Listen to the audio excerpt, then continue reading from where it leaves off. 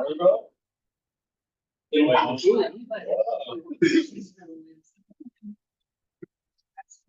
right, hello everyone. Officially calling the meeting to order with our fun gavel. I know many of you here got a lot of new faces, which is great. If you don't know me, Sean Besser, president for this year, as well as last year. Glutton for punishment. So thank you for coming tonight. As I mentioned before, we're going to start off with, as we usually do, by handing the floor over to Santa Monica Police Department to talk about statistics over the past month and field questions. And I'm going to say both with respect to the police department, with Bill Brock when he's here, and anybody else. One of the things we really pride our organization on is courtesy and having a positive dialogue, and please being respectful of each other and our guests, and want to maintain that tonight. So I believe we've got Halima, Officer Navarro, and Officer Wang in the house tonight, virtually. I'm going to hand the floor over to you guys. All right. Thank you, Sean, and good evening, everybody. Oh, there's my face. All right, so let's get started here. So we had 3 residential burglaries, and I'm bringing these up because of the 3, 2 actually were instances where the person made entry into the home. So one of them was at the 2500 block of 4th Street. This is a home, it's actually used as a office, but they forced entry through a window and took several items. The person was not home at the time that it happened. When they got back home, they noticed things seemed disheveled and found the items. And so that was, that's still under investigation. And the second one that they made entry was on the 100 block of Wadsworth. Sorry. And that one, they actually were in the home. It was 3 people staying in the home. And one of them had walked downstairs and noticed that the suspect was in their kitchen. He quickly went back upstairs and called police. Police arrived, was already en route. I believe that the homeowner who was allowing him to stay knew that something was off and had called it in. Because there were people in the house, police chose to make entry swiftly and get the suspect out of there, as he was initially resisting arrest. But luckily nobody was harmed and their property was returned to them. The person was arrested. The third one was not an entry of the unit. This was a storage unit that was broken into. The other thing was the pocket pickers are back at the Victorian. Looking at the total, at least the totality of reports that were made, this doesn't mean that there weren't more, but at least as far as what we have here, we had 15 in the last couple of weeks. And looking down at the dates, it looks like they've been sort of consistently showing up in the last about 3 weeks or so, the last 3 weekends. So just something to keep in mind. There was one at Jameson, but all the other ones tend to be at the Victorian, and that's what we saw again. These were happening at the Victorian. And if that is something that you know has occurred to somebody you know, or if it's occurred to you, make sure that you are making that report so it helps us track it as well. In the past, they've done operations that have been successful in making some arrests. So it's definitely important for us to be aware of the amount of times that this is happening. The other thing I noticed is that there were 10 motor vehicle thefts. Actually, 9, because one was labeled a motor vehicle theft, but it was actually a vehicle break-in, so they smashed the window. They didn't take the entire vehicle. But in the 10, it was a bit of a cluster in an area. It looked like it was between Ocean Avenue and 4th Street. And about, I would say maybe like 7 of the thefts were all in that kind of vicinity. I don't know if they're connected. We don't have any information on that, but that is something that I noticed when looking at the map. And the last 2 things is we had 2 robberies that occurred. One was at Star Liquor. This was about 12:30 a.m. The 2 suspects walked in holding guns, and they took the money in the register. The victims that were there were not harmed. It was the person working the register and another employee. So luckily they're okay, but they did take the money from the register. The other one was at the AMPM on Pico. These individuals had a knife. The victims were also not harmed in this one, but they did take the money from the register in the scenario as well. I believe that the Star Liquor one, they have a little bit more information on the suspects. I can't get too many details on that. The Star Liquor one, that one, they didn't have too much of a description. They were wearing masks and it was difficult to kind of get a description. But both of these are still open and they're reviewing footage and kind of looking into what may have happened there. And then we had as vehicle burglaries, so just vehicles that were broken into. We had 7 of those. This is fairly average for the area. As I've discussed in the past, we tend to see closer to the beach areas, we tend to see a lot of vehicle break-ins. So this is a little lower than what we may have seen, like maybe the summer months or the busier months of the year. But still something to consider, just making sure that your cars don't have anything of value in them, or anything that may look to be of value that may seem interesting to somebody scoping out the vehicles. So that's all I have on my end. None of the officers have anything to add before we open it up for questions. Hi, good evening, everyone. My name's Officer Wang. You met me before. Those who don't know me, I am the Neighborhood Resource Officer for Beat 1. And first off, I want to just personally apologize to everybody. I promised that I was going to have a motor officer come to the meeting and address all of your concerns about traffic-related issues. I know that is a trending topic for OPA, and I am receptive to that. Just want to be transparent as to why we do not have a motor officer with us tonight. There was an issue with scheduling. He would have to adjust his schedule to come tonight, which requires a supervisor approval. We never heard back from the supervisor, and I made the decision to just push this off till next month so we have the right things in place, so we have the approvals, so we have a motor officer as well as a backup. I know this is a very important issue to you guys, and rest assured, I will make sure I will have a motor officer there to answer all of your questions and concerns about traffic. So I just want to get that out the way. I've been receiving a lot of questions about the homicide that happened a few weeks ago on Ocean Park Boulevard. Although it's outside of the beat, it still happened within Santa Monica. It's still part of our community. We take that very personally. I can't get into too much detail as to the particulars of that homicide, but I will say this. We do have a strong suspicion that there was a nexus between the victim and the suspect. And the reason why I tell you this is because I just want to calm everyone's nerves that there's not a random serial killer just going around just committing crimes. We do believe that there is a nexus. So I just want to just get that out the way. Suspect is in custody, and they are going through the due process with the judicial system right now. Regarding the robbery with the gun, yes, there was a robbery with a gun that happened at Star Liquor. I believe it was 1910 Main Street. That weapon is the suspect is outstanding, but investigators are working on it. Before we move any further, are there any questions for me at the moment? I'm curious as to what time the retail robberies were occurring that you guys talked about tonight. So the one at Star robbers- Liquor was at 12:30 a.m. and the one at p.m. was around 6:30 p.m. Thank you. And just to touch bases regarding the spike of the highest crime that we have, which is the pickpocketing, we had, I believe it was 15, all from Victorian. There was, in the past, there was operations targeting those pickpocketing suspects. There were, I believe, 4, maybe 5 suspects that were in custody, and they were all, I believe, from Colombia. So that was a successful operation. However, they were cited and released based on the new LA County laws. So that is an obstacle that we are facing.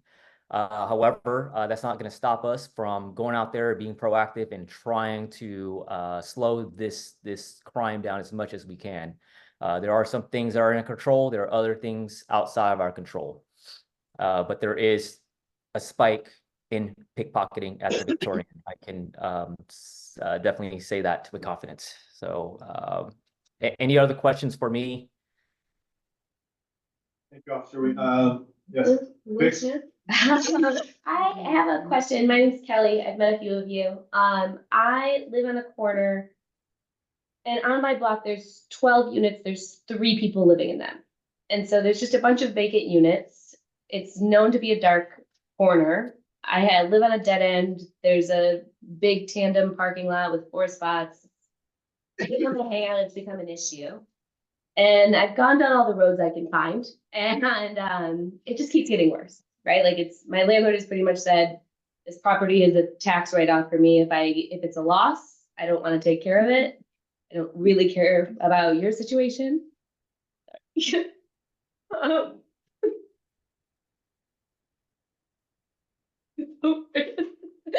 Sorry.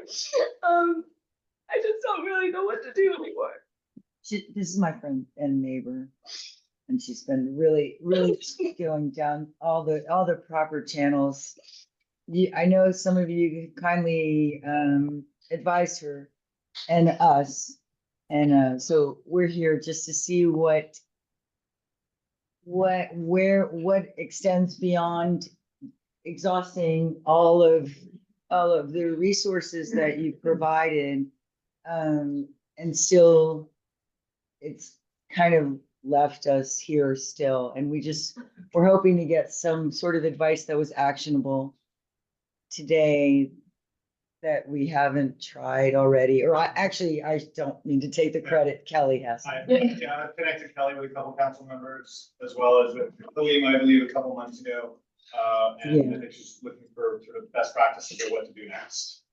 And I'm sorry, I'm embarrassed that I but like, it's just like, Okay. last week we had this guy that was in the lot. I called 3 times in a day. Oh, thank you. And then when I left for dinner, he was standing on the corner staring at my front door, watching me leave. I like ran into the car, and then he did the same thing to my neighbor, like came out from behind the car in my parking lot. It's a private drive, actually. It's not a parking lot. It's just a private drive because it's in sort of the cut, they call it. People come hang out, post up, and it's just literally, it's the 2 of us who are kind of trying to take the corner back. But we're up against 2 owners of all these properties, both of whom, one lives out of the country and one lives in Palm Springs. Neither has property managers. So we're just like, we don't know what to do. And we're trying to do, we pick up and do our thing and we're trying to contribute to the community with the high school and the kids and all that. But we're not really getting, like, we don't really. It just doesn't seem like he has to do anything. And so it's just like, do I just leave? Like, I've been there forever. I love the neighborhood. I like actively participate in taking care of it. And it's like I came home the next day and the front door was open to one of the empty units, and I had to call the cops, and they came in and they like checked to see if anyone was in there, and there was no one in there. But it's like, there could be at any moment in time. It's known that I'm the only person that lives on the property. It's scary. So I'm very sorry about what you're going through.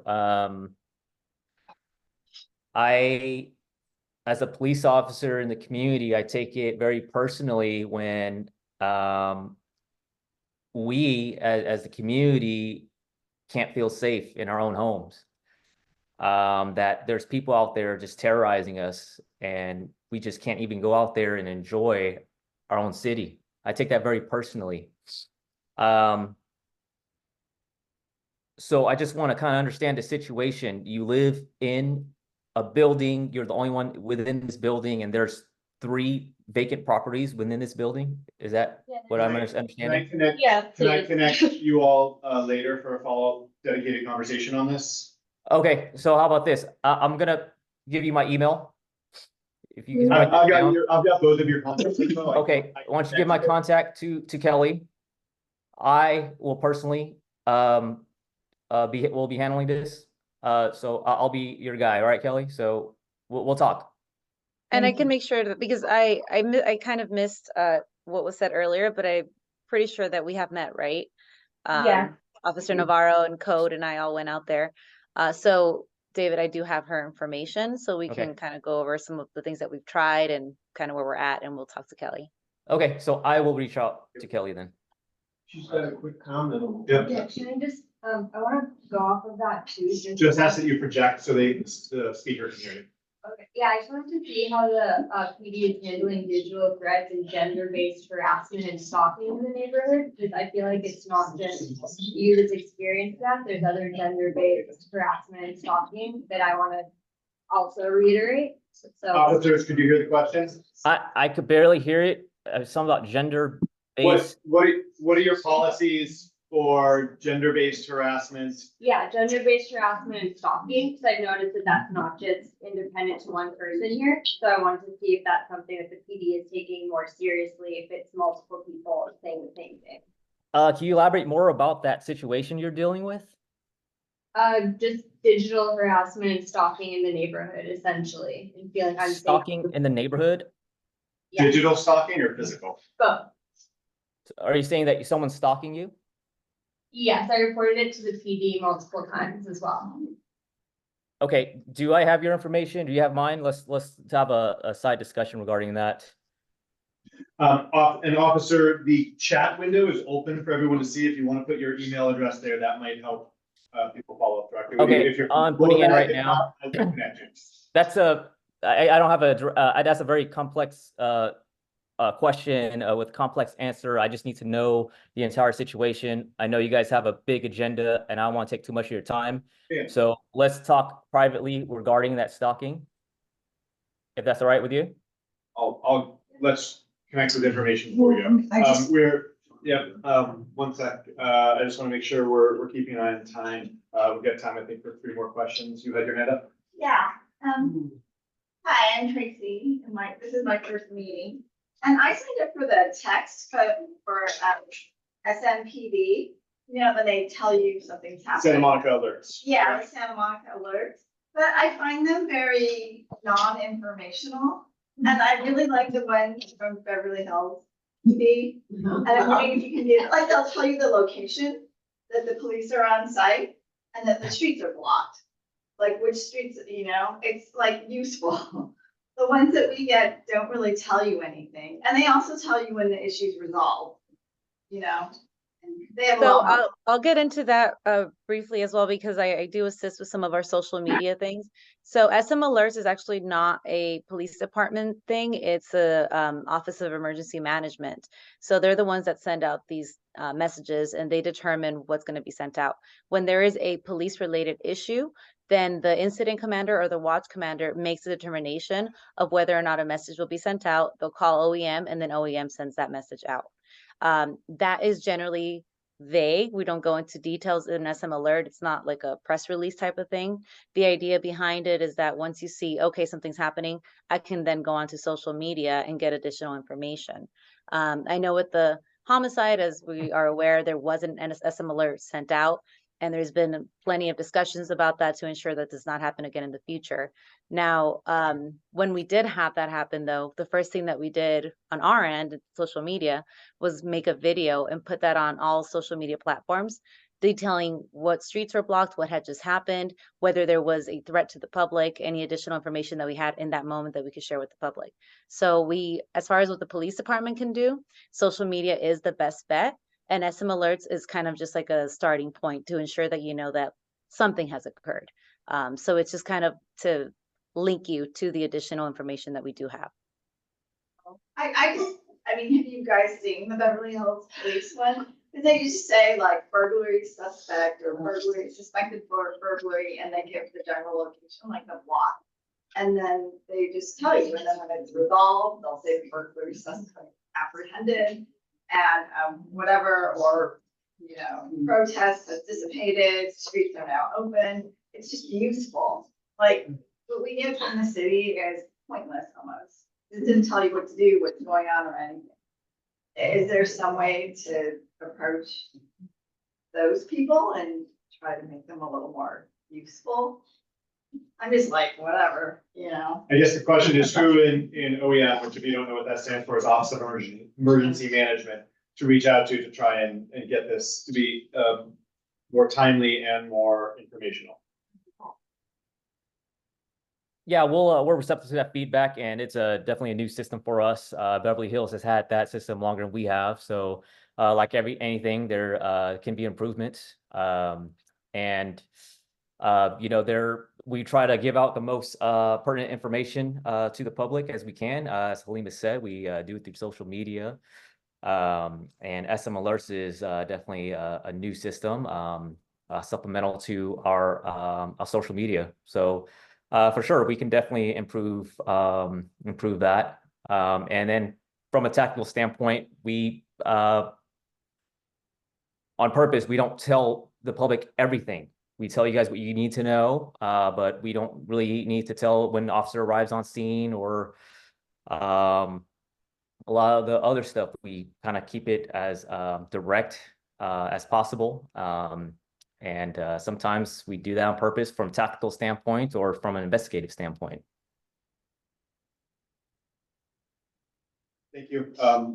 We'll follow up on that. I think we have time for one more question. Good evening. I'm here to ask questions about Spider Tech. That's a new system that was deployed in November, so that when folks contact the police department by cell phone, they receive text messages and surveys. But I'm concerned about the privacy.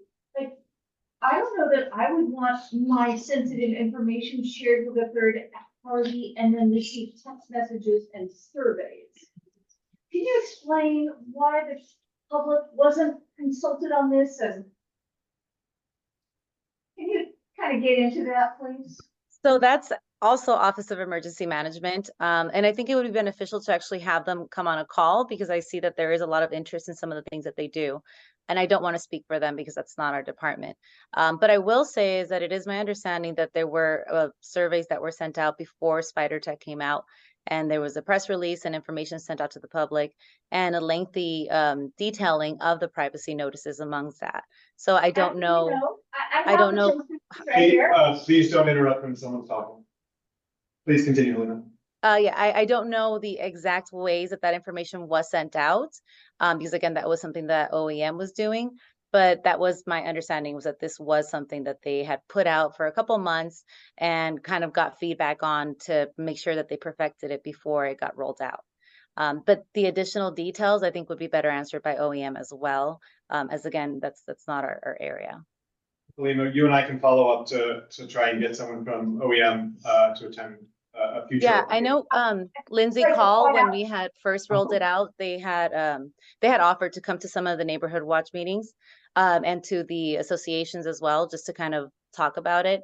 So, you know, as slowly as we've been getting more questions, she just kind of opened that up. So I know she's open to making that visit. So whenever you guys want, if they want to do the next month, we can ask her if she's available.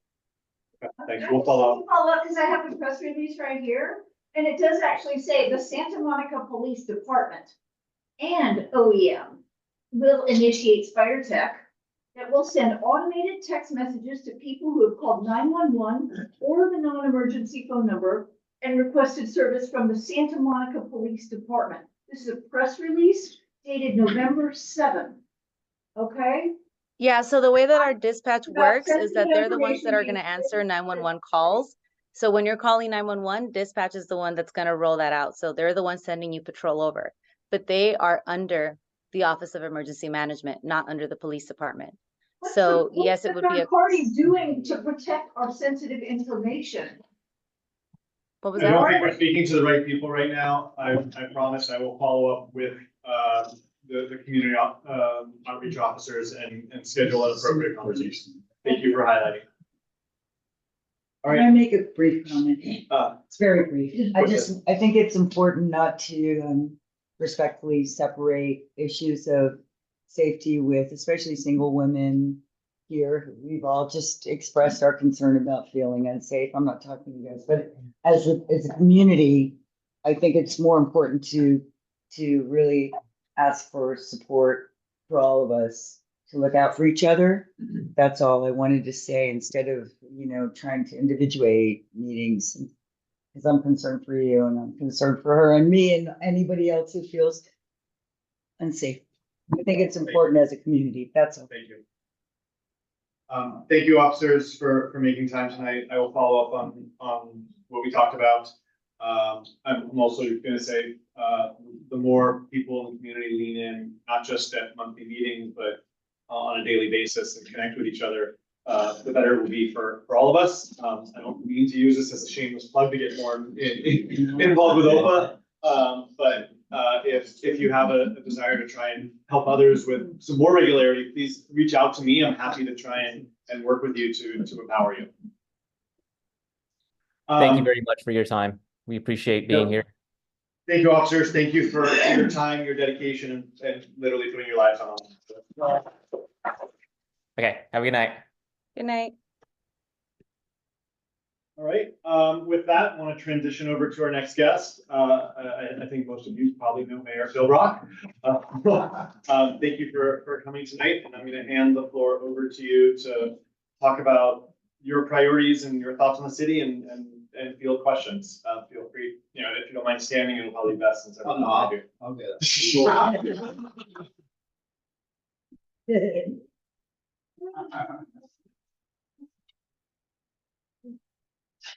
First, First of all, can I make a comment? Yeah, I think we should really depend on our close neighbors. That's the community that we live with next door and down the street and around the corner. And get to know them. Have them get to know us as we walk around. That's our best support. Okay. Thank you.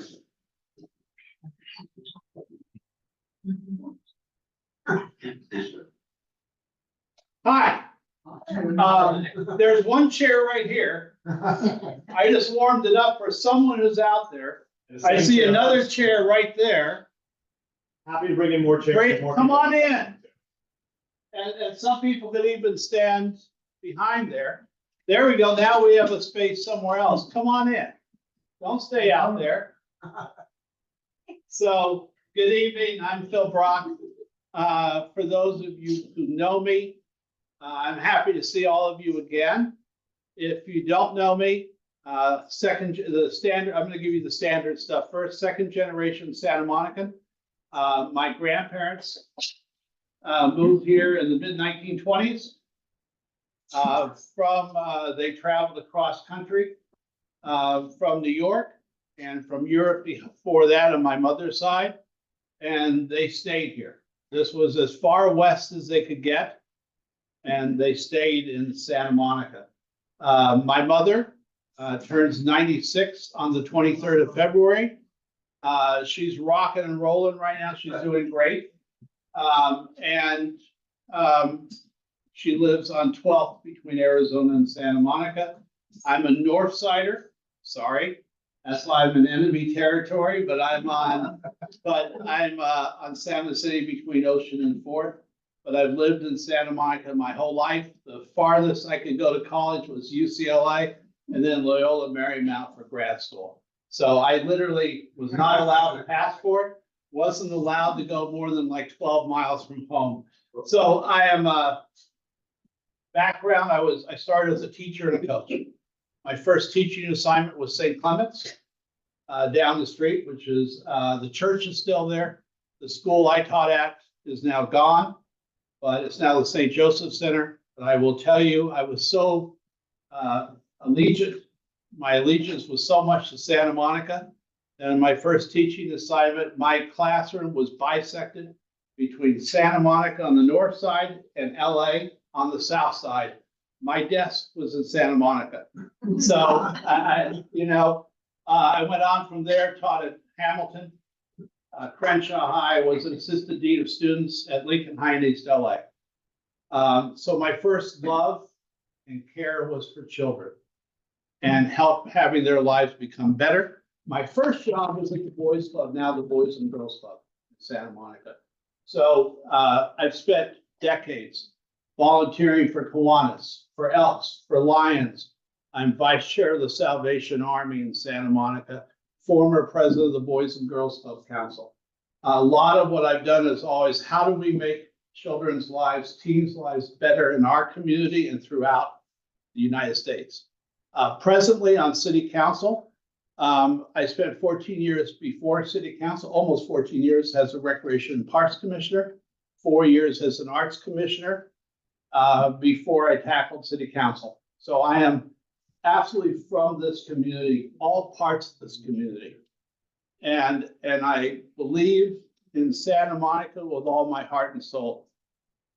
As mayor, in December, I mentioned my priorities. I'm going to repeat them here very quickly because I know you'll want to ask questions. But I want to talk to you about the spirit of Santa Monica. What I felt got waylaid with the looting on May 31st, 2020, the worst incident in our city's history. Second worst is the pier going down. I keep Judy in there. I'm not. But We build it back. I know that. And we're building back our city. I like that. Between that and COVID, we've been in a malaise. The malaise is leaving our city staff, our police department. We've hired 55 replacement police officers in the last 2 years. Our police force, for the first time since 2020, is fully staffed, and we can still hire 4 more positions under the budget that we approved last May. We are hiring. We are making sure we have as many police officers and public safety officers on the streets as we possibly can, and we need more. The police department statistics show that they believe we need 278 police officers. We may never get there, but we're going to do our best to keep the city safe. My top priority, I think the priority of every city councilman, every mayor, any hamlet, town, village, city in the world is keeping their residents as safe as they possibly can. And that I pledge to you, that's my first priority in the city. Not going to take any questions for about 8 minutes or so, okay? Well, It'll take me a while to get through this. So we went down as low as 161 officers after 2021. Officers retired, officers went out on leave. They gave up, they transferred to other cities because they didn't feel the city was behind them any longer. The city is behind our police department. We have a fantastic, well-educated, very diverse department in the city. So that's policing. But my comments are more about the spirit of Santa Monica. And back in 2018, there was a poll that said 41% approximately of our residents worked in the arts. Not just art, but the arts overall. This city was one of the most creative cities in America, maybe in the world. But we didn't show it publicly. Well, I want us to show it publicly. I want public art on our streets. I want music in our parks. I want to make sure that the craftspeople, the writers, the singers, all the arts are really representing the city. We don't have a sprung dance floor in the city. We should. The arts are everything. And we know that's a way of bringing the city back. It's bestowing pride in all of our residents, making sure that the people of the city are proud to be in a unique, distinct place, that we're not part of LA, but we're the place you go to when you need a breath of fresh air, because we're the lungs of Los Angeles. And we need to show that. So my first priority, besides public safety, is to make sure that our city recovers, but that we really embrace the arts in the city. I want you to see art going down the street. I want Miles Playhouse reopened. I want writers' workshops, directors' workshops. I want music in there. I put on, maybe now 7 years ago, I put on a seniors talent show in Miles Playhouse. And it was amazing. We had 90-year-old men and women up singing, and it was packed for 3 performances. I want more of that. I want on Make Music Day, something that OPA has kept going. Thank you. Because that was something that I pushed to start. And I want that throughout the entire city this June. So I'm working with Universal Music on that. I'm working with Film Independent on something else. I have two initiatives. I worked with two different companies today on bringing public-private partnerships into the city, making sure that we find a way to energize the people of the city. And when people leave Santa Monica, I want them not just to see that they shoplifted a few grains of sand. That's all they're allowed to shoplift. But I want them to look at the city and leave with something more. I want them to leave with bits of our history, bits of our culture, and feel they have to come back, not just to go see a palm tree and the beach. They're coming back because we've had so many fantastic people who've lived here, who have done things and are still creating in the city. I would say we were never Silicon Beach. I think that was a little bit of an odd title, but we were an incubator for businesses starting up. We weren't the place they could go to live forever because we didn't have those huge spaces. But we are an incubator. And I visited just in the last 2 months so many places that are incubating brand new types of businesses that are becoming really popular. And some of them were by Santa Monica High School graduates, which I really love because I'm president of Santa Monica alumni. So first thing, I want us to regain that spirit, and especially because on July 14th, 2025, we will be 150, not Judy and me, but the city will be 150 years old, a little bit under a year and a half from now. I want to make sure that we're all here to celebrate, to love our city again, to love someone mentioned neighbors. And yeah, the way to stay safe in the city is built. And that's why OPA actually came into being 50 years ago, 40 years ago, right? OPCO, yeah. OPCO, yeah, came into being about public safety. Yeah. And I was talking to one of the people who helped start SMERF. And Michael Tarbett said he would walk his street to try and get people to join in for neighborhood watches, that for OPCO, which then is open now. So yes, everyone has to be concerned with each other's safety. But we were funded.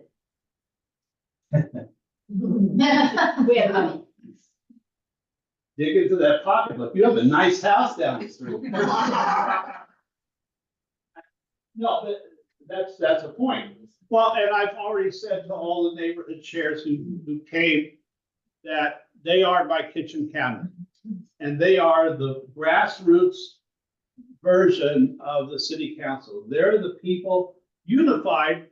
They're the people who know what is happening in every neighborhood, on every street corner. They need to tell the city council. They need to be vocal about telling staff, about making sure that we know your concerns in your neighborhoods, because we're not all there all the time. I'm out everywhere in the city. I walk on average 3 to 4 miles every morning in Santa Monica, and I try and take different routes constantly, but I'm not everywhere. None of us are. So communicate to your neighborhood chair. Make sure your neighborhood board knows your concerns and pushes to help you as well, so that we can try and help you as well. I've activated, and I don't see any commissioned members or commission chairs here tonight. I may be missing you, huh? Look to your left. Okay, oh, You got rest. I know. You got urban Well, forest. I like urban forests and we like rent control. Rent control is essential for our city. But I will tell you, I've already, there you go. Public safety reform and oversight. Okay, I've activated, I had a meeting of all the commission chairs and vice chairs last month. And I thought that was so beneficial because they got to talk to each other. And next month, we're gonna do it again and help them craft some initiatives. Because again, the commission chairs and vice chairs are your eyes and ears of the city. And I want them not just to approve what the staff has for them. I want them to bring initiatives forward, to bring things to the city council, to bring things to staff that really will benefit your neighborhoods. The last thing I want to say, and then I'll stop. We've lost something in our city. besides just the lack of spirit. The other thing is something that grows naturally, trees. We've gone from an 18% tree canopy down to 12%. New York City is at 28%. That tree canopy stops heat islands. That tree canopy keeps the air conditioning costs down, or it means that you don't have to have air conditioning, even with the climate change. Urban Forest Task Force is important. All of us need to plant trees. And I want, and I'll announce this just before Arbor Day, but I want our city to plant trees. And yes, we'll have some money, but I want you to plant a tree too in your neighborhood. If there's a tree well without a tree in it, call the city, say you want to donate $100 or something to plant that tree and put a little plaque in that. I want it to be your tree. Because when it's your tree, we're not planting a tree for us. We're planting a tree because we're optimistic about the future of our city, the future of our place. We should be somewhere around 21, 22%. Especially the new apartments going up may have air conditioning, but they may not have a tree. We need those trees to breathe. We need those trees for our children and grandchildren to play in. We need those small parks. Johnson buildings accommodate iconic buildings of the Houston skyline. I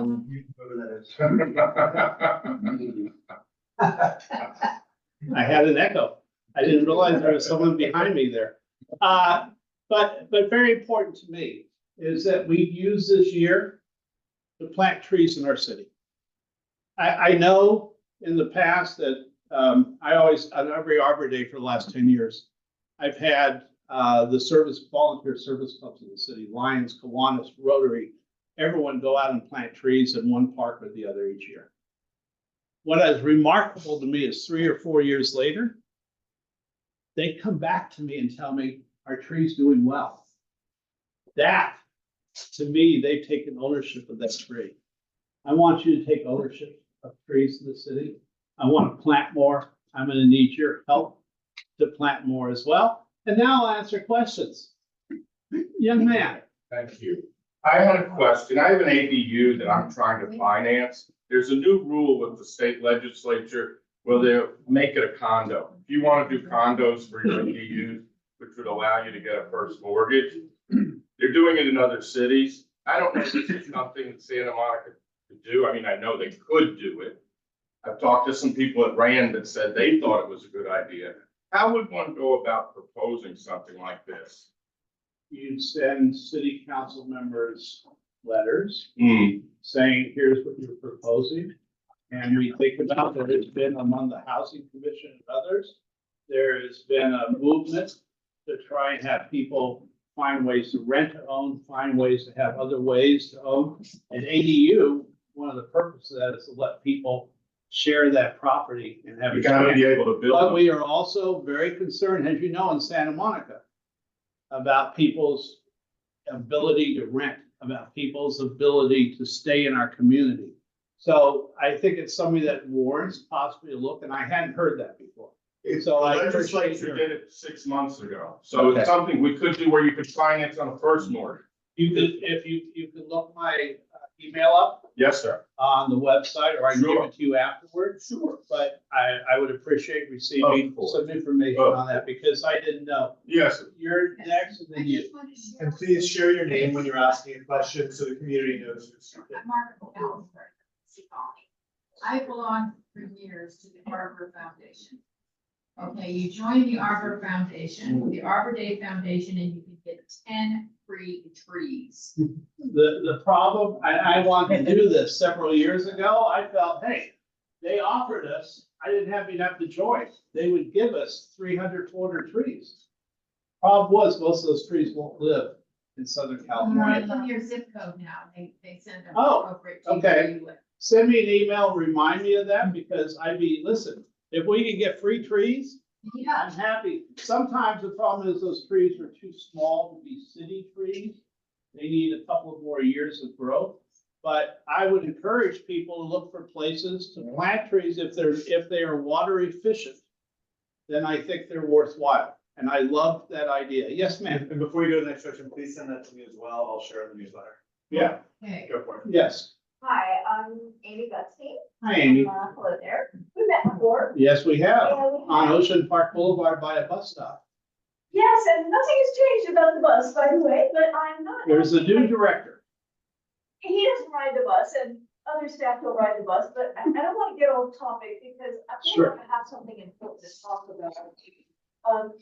You mentioned safety is really important for the community, and I don't think anybody would argue against that. I mean, everybody wants to be safe, and I don't believe that you were here when a resident. No, was, I wasn't. you know, concerned about where she lives, and it sounds like a legit problem, no doubt. But I can't help but, mention that it's a paradox based on the comments that you made last week in a different different neighborhood association Okay. meeting, where, in fact, you made, well, all due respect, there's no other way to say it, but they were racist comments. If you believe what My was friend, Ms. written, Erica Leslie, just a minute. This is an outrage. Look, okay. Pause for 1 Anyway, second. there were No comments interrupting made of people when they're about talking. my friend, Ms. Erica Leslie, who is an elected rent control board member. And I'm really concerned about that because what happens is when you make comments like that, you make people feel unsafe. And so how do you balance a paradox and like how long before you formally apologize to her? She's here in the room, so you have an opportunity right now. she and I talked immediately after the meeting, and I nodded right then. She, I believe, knew why I said what I did, which was, by the way, if you read the article on that, I the did. author, hold on, let me finish Let it. him speak. The author's in the room, but he seemed to have missed. You don't need to record me. I'm just looking at the comments. Actually. Right, and I will say that author missed the entire middle of the discussion. I made it for a point because I believe the person who was asking the question was racist. And I was trying to make a point as an example of how people could misconstrue what was being asked. And it's about the policy of stopping Driving while black. diverse people. Driving while black. Basically. I'm sorry, but But I really need to, you can talk to me afterward. I really have a ton of questions I need to answer. And I have people who are waiting. So I hear your question. I saw that you posted the racist comment on Twitter tonight. I understand that, but that's not relevant right then. Yes, ma'am. Tracy Slater, and this is my first meeting. Ma'am, Amy, You missed, I guess, I thought maybe you were that song, but you missed. I was the in City whole- Hall swearing in a commissioner. Yeah, you missed the whole episode that we were talking about where somebody, you know, just kind of express their feeling of vulnerability and safety and lack of police responsiveness and not adequate patrolling and feeling stalked and it living in a building that is not being utilized for rent by the owners. Is it an Airbnb or empty? It's an empty building with one person who happens to be female and there's, We're in the episode, I can tell you. yeah, yeah, it's. Hello. Yeah. You want to do it as quickly as possible, because I know there are other questions. It's and at some basically point, he's gonna yank me out. I can tell you later if you'd like. It's just like vacant properties. Owners that don't live here, they're leaving the properties empty. 3 of my neighbors are in the room because they've been amazing and really helpful and we all take care of each other. But there's so much empty that we can't keep up with it and it's just, we're losing the battle. And they don't care to take care of them. They don't care to rent them because it's a tax write-off for the loss. Is basically the information they gave us. That's a stupid reason. Not to. Yeah, I agree. Talk to me afterward. Yeah. I'll be glad to hear your story. Mayor? Well, once you're mayor, you're forever Yes, for. a mayor. In the year 2000, do you remember the year 2000? I was still Yeah, I'm sure. a young kid in elementary school. Yeah. Well, in the year 2000, the city gave away 2,000 trees. And I chose one. It's a jacaranda tree. It's in front of my house. It's beautiful. I'm wondering, is there a way to get trees donated so that the city can give away 150 trees at least, or 1,500 or some? I think there is. That's one reason I'm going to public-private partnerships and asking corporations and asking people to find ways to dig in and help. And also that residents can also contribute those trees. As the birthday of the city, that might be a good tie-in. That's a great tie-in. Actually, that's a wonderful tie-in, and we need trees. Sir? I have a tree question, and then I get seriously. And, we live on a block that has these very large ficus trees. And you know what they do to the sidewalk and so forth. Recently in storms, 3 of them have come down, and of course, somebody's coming. Usually that's our eucalyptus trees. That's surprising. Okay. So now there's no trees there. So when that happens, is, you know, when the city comes and takes the tree away, they say, now there's a place to plant a replacement tree. If the city, this limited budget now, we're in a much different financial position than we were 5 years ago in the city. So usually what used to happen is your tree leaves the next week, city comes and plants a new tree. They may not have the ability now, and because of the particular tree and the rain still coming, it might be better to wait till March to plant a tree. I don't know. I'd have to ask the forestry department, our public works department, what they're doing. But and that's, I know, for instance, outside Bonds on Euclid and Wilshire, there are 3 or 4 tree wells on Euclid that have been empty now for a couple of years. That frustrates me. So I'm hoping a resident looks and says, hey, I'd like to pay $200 and have the city get a new tree and plant it there. And we'll do what they do in Santa Barbara.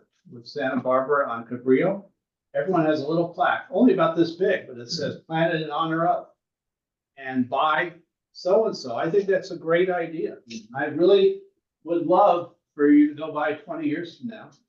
I want you still here 20 years from now. I hope to be here. All right, good. And when you do that, see that your tree is blossoming. I mean, you're a perfect example of a tree you got from the city, cared for, and has been a good tree all those years. That's wonderful. Sir? Yes, Jan Lewinsky. OPA President Emeritus. Thank you. You mentioned about the looting back in 2021. There was an after action report that had a whole bunch of recommendations. Do you know what the status is of the implementation of those actions? You know how many were, but then you remember the PSROC? I believe there are 57. Most of them were completed, and the ones that were not completed, they're working on. So the police department have, in fact, I think done quite well in addressing all the recommendations and concerns that were brought out in that report. And they've issued reports detailing what they've done. So I'm not sure if you can get that on their website or not. I know they issued a report. And another Is there a way report. to follow up on where we might get that? Well, I would recommend the website to begin with. And if not, Your commission website. Probably the police department. if not, the assistant chief might be able to give you that information. We can always get you the email. That was a devastating. I absolutely agree. And if if you were reading my columns in the Mirror, you know I was unhappy. Yes. Not with our rank and file police, but with their leadership at the time. Although some of the recommendations did address rank and file behavior. Yeah. And, for example, Well, turning off of cameras. yeah, that was illegal as far as I'm concerned. I agree. And shooting, we could go into Sure, that. of course. Shooting the tear gas at peaceful demonstrators south of the pier who weren't necessarily causing problems, and stacking all of our police to only protect the pier, while some of our businesses on Fourth Street, Fifth Strategic Street, mistakes. never, many of them never recovered and never reopened. Yes, ma'am. I mean, my name's Catherine Keener. I'm a resident, long-term. And, we live near the high school. I just want to say, we love the kids at the high school. They kind of loiter around our neighborhood and, What they street are actually, you on Sixth and Bay. And they actually, on? Pico Place.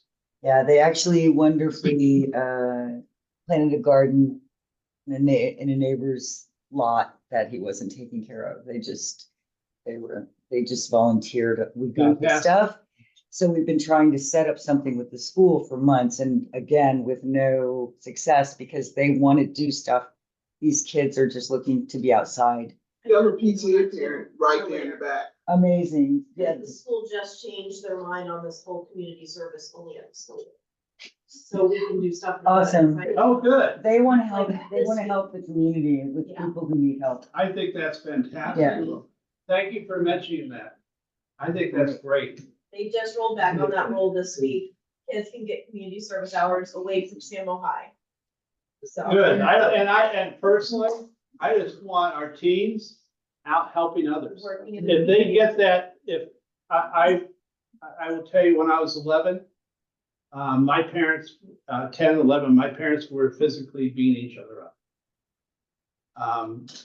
The judge during the divorce actually threw both of them in jail for a night and told them they had to cool off. So my grandparents took me home that afternoon. I was sent to the Boys Club. That became my haven. And I learned service above self there.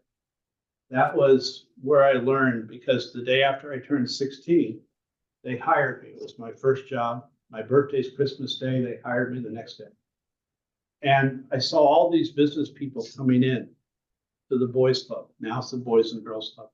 But they came in and volunteered. They just gave. They didn't ask, there was no money back, no anything. Dennis, Dr. Gale gave free dental care. All these people, the bankers helped, everyone helped. That's how I learned to serve. So if those kids at Samo know and learn that it's so good to help others, so good to do things for others, that will carry with them their whole life. That's a wonderful thing. Thank you for mentioning that. Yes. Hi, I'm Lucy Stone. Since REI is closing on Fourth and Santa Monica Boulevard, is payment the only determining factor who could move in there? Or can it be like a toy store or something? Well, it was a toy store. Yeah, I might know the phone. It was Toys R Us and then became REI. You know, it's up to the owner of the property. It's not public property. So I fervently hope that someone will move in. I'm not sure if that will happen.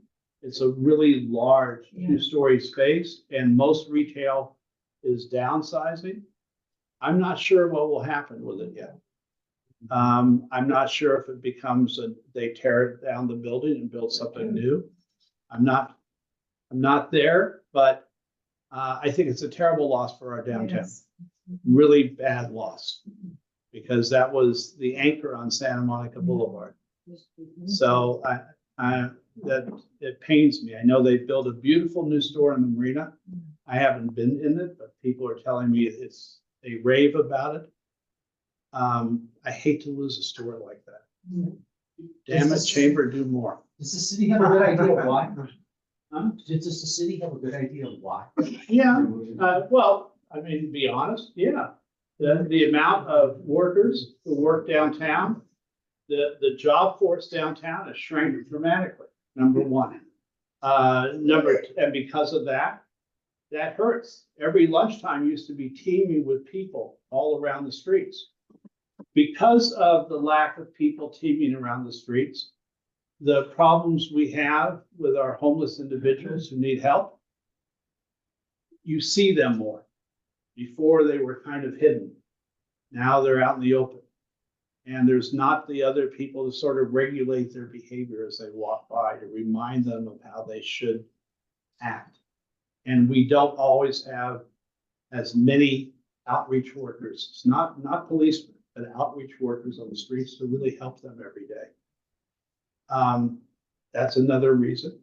They went through numerous doors being broken, et cetera.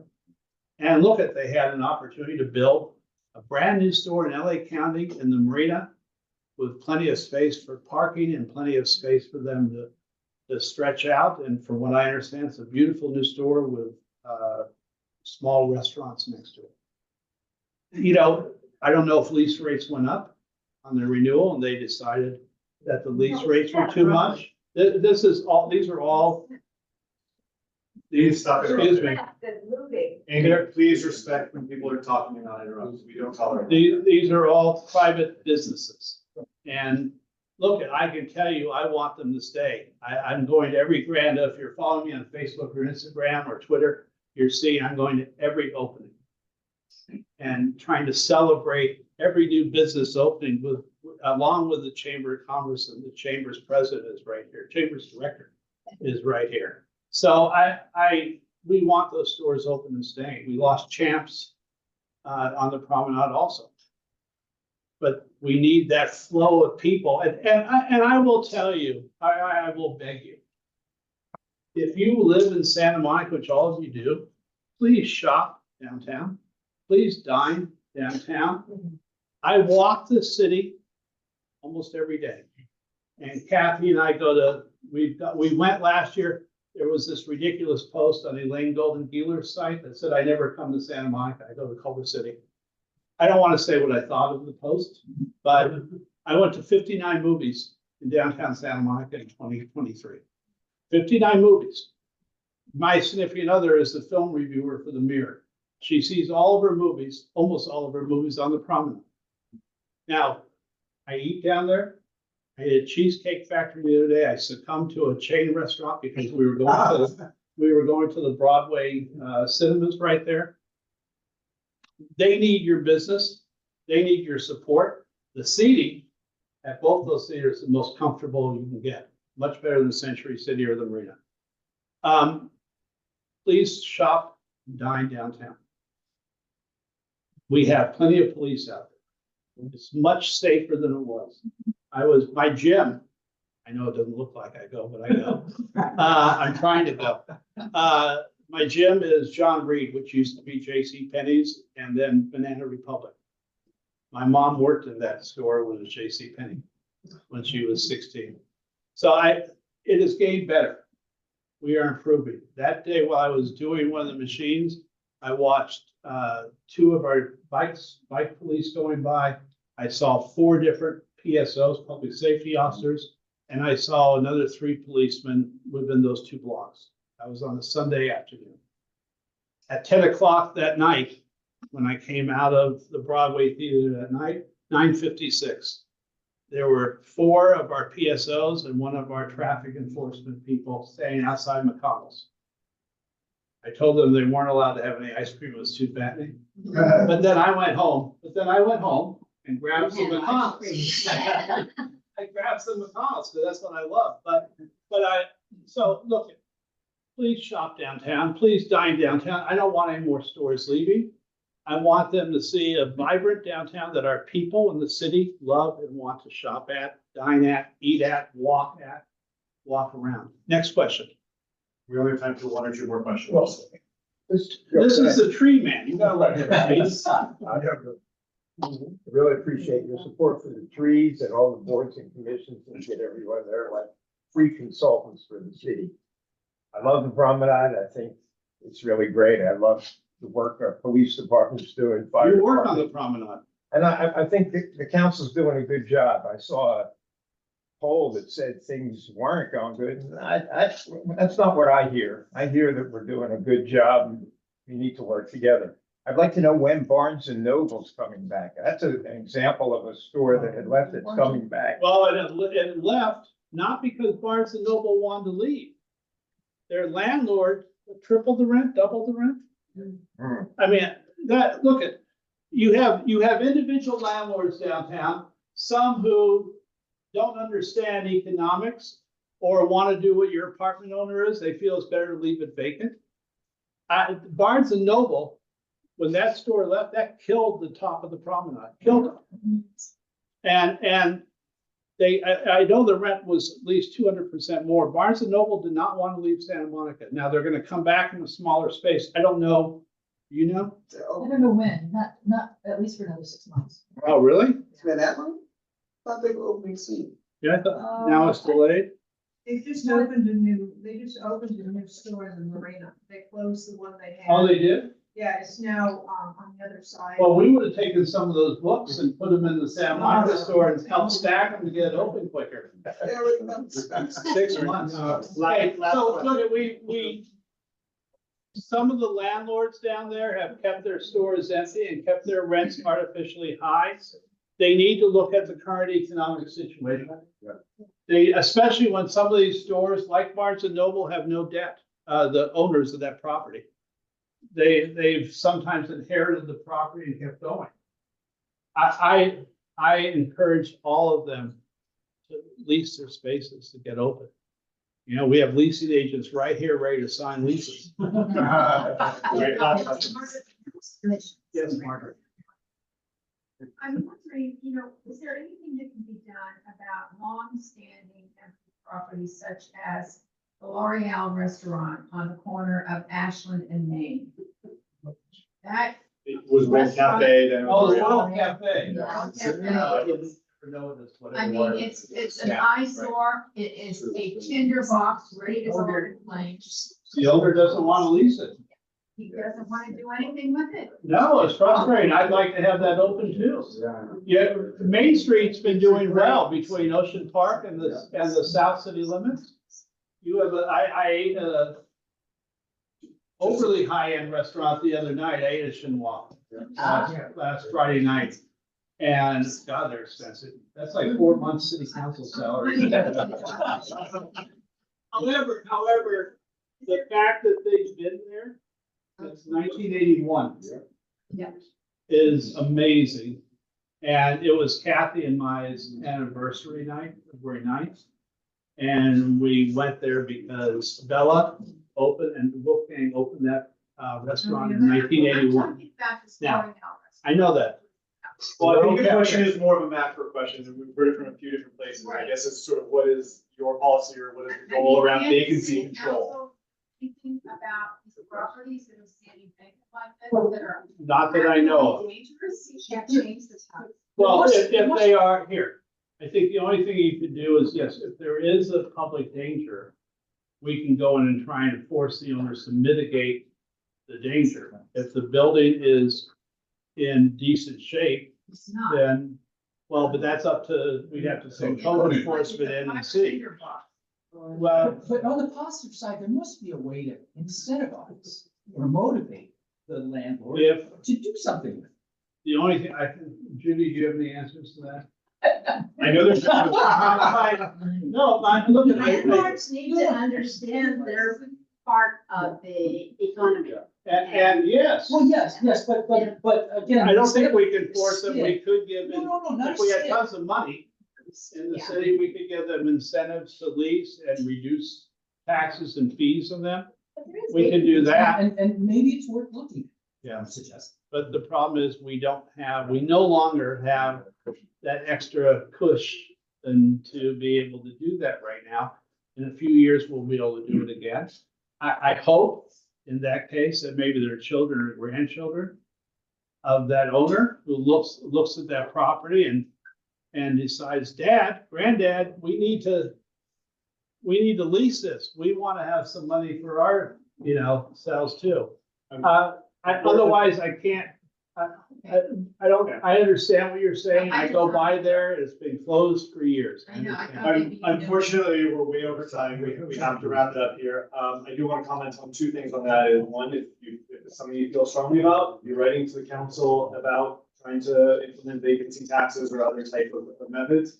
But that's a much bigger issue. So with that property specifically, I believe the owner died, and the property is caught up in litigation among the children, and hopefully that'll get cleared up soon. And there'll be a closure. That's my understanding, but don't quote me. I knew the wife was. So, May you make the public or is I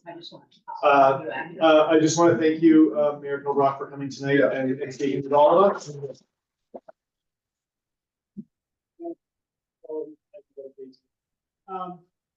My email, if you need it, is phil.brock@santamonica.gov, phil.brock@santamonica.gov. I'm gonna be out in the community. If you see me walking down the street, stop me. It's fine. I don't have a problem with that. Stop and tell me what your issue is. Tell me what the problem is. I want to hear those problems. If I went to a, hold on one second. I went to a town hall in the middle of a 19th Street block a few weeks ago because they're having problems with the old fashioned hedge ordinance. And I went there on a Wednesday night just to hear. I will meet, if you have a few residents who want to meet on a street corner, I'm there. If you want me to come see that empty apartment house, I'm there. So don't be afraid to stop me and ask me for help. I'm absolutely willing to help all of you, any of you. And I appreciate the people I didn't meet tonight. I appreciate seeing you. And thank you for having me.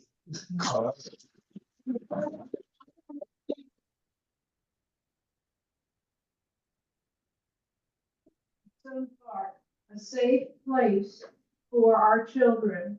And it is an entirely different thing. And people don't realize that he was really a driving force in putting that park into repair. And thank you. And if you don't know where Ozone Park is. Now I'm working with LA. Yeah. The next street over on Dewey. Oh, yes. On trying to solve the homeless issue of campgrounds there. I'm working with Tracy Park staff right now, and our chief of staff, and our police department and LAPD. I'm trying to craft a solution. I don't want the bleeding over, and I'm very concerned about that. And I pass by our Kiwanis playground at least once a week. Yeah, and it's holding really well. Thank you, Bill. All right, I know some of you need to leave. We have 3 new members join tonight. Thank you for that. We're gonna transition into board business now. Anybody and everybody is welcome to stay. We'd love to have more people sign up to help support what we're doing in the community. We'll pause for 2 minutes if some people need to leave, and then we'll transition into board business.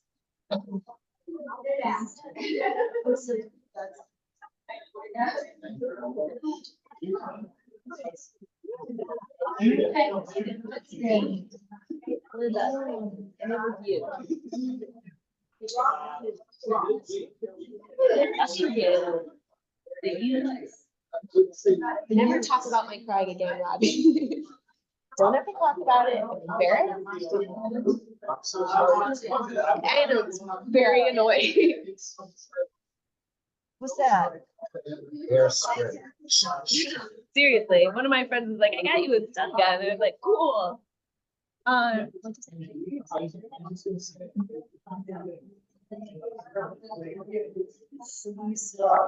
also, it's just the guy was literally like, he was like, you're my tax write-off. I need a lot. I'm not doing shit for that. And I'm like, cool. There was a guy in the empty unit. And I did, like, I'm there, like, what the fuck am I doing? You know? Like. You get the newsletter? What? So just What? Thank Thank you. I'm so sorry, but this is how we met. No. You did?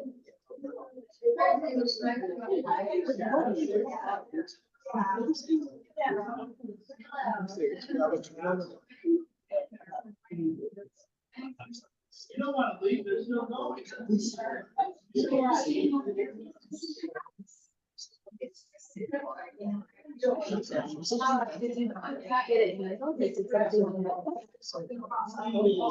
All right, we're starting the rest of the meeting. Please, we're not sitting around doing what's not close to do behind you. Oh, it's just gonna be all. No.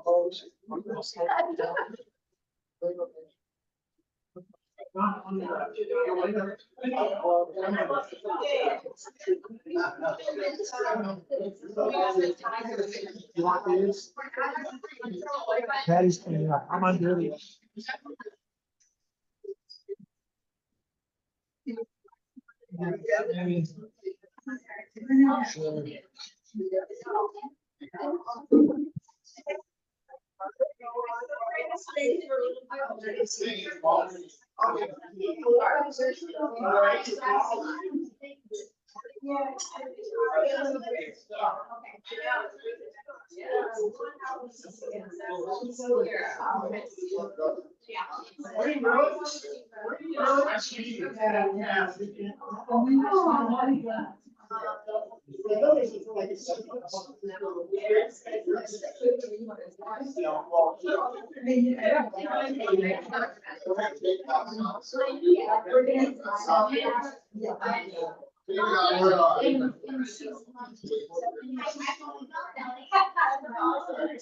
Can you close those doors? John, can you close the doors so we can see the meeting?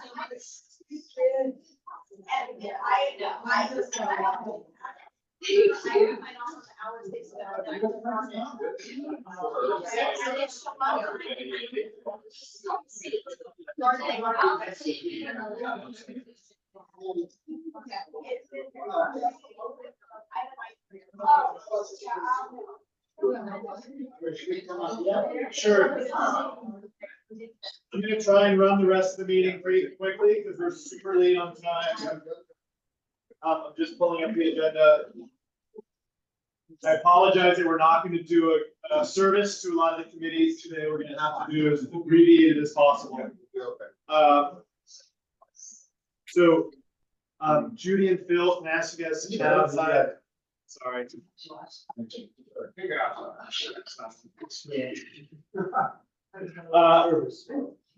So the first thing that I want us to talk about is, and this was circulated among the board, is a petition for the city for a website change letter to the city to include all the neighborhood organizations on the city website. I think there was a couple people that expressed concern with doing so, but want to bring this up to vote on whether to support that letter or not. John, I think you were one of the people that raised the flag. Are you looking for something? You're right back. That's a good morning. Sean. We're gonna vote on it? We'll probably be voting on it before he gets back to me. Did anybody have any concerns other than John on OPA supporting a letter to the city to be included on official city paperwork? My concern is if we don't do it, it's going to be ours and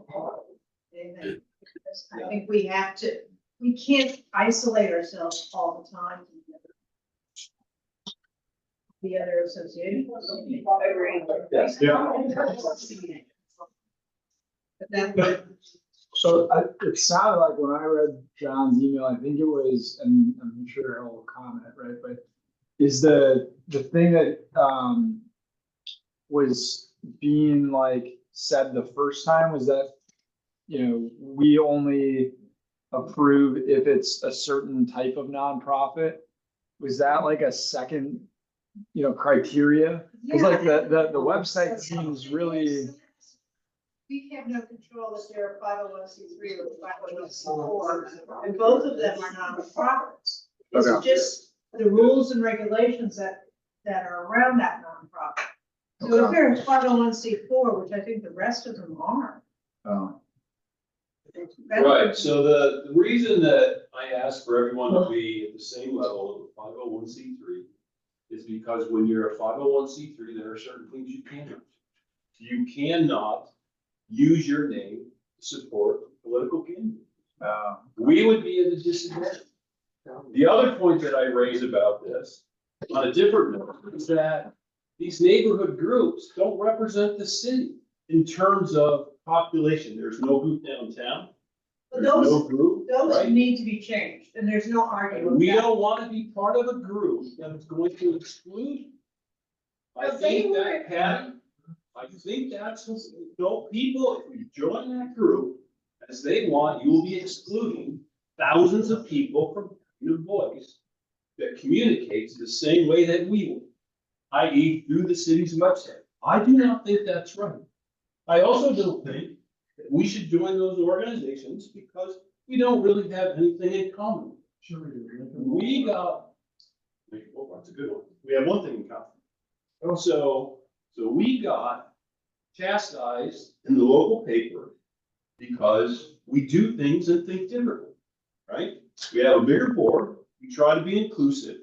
We want everyone to be able to have a voice, right? All different viewpoints are here.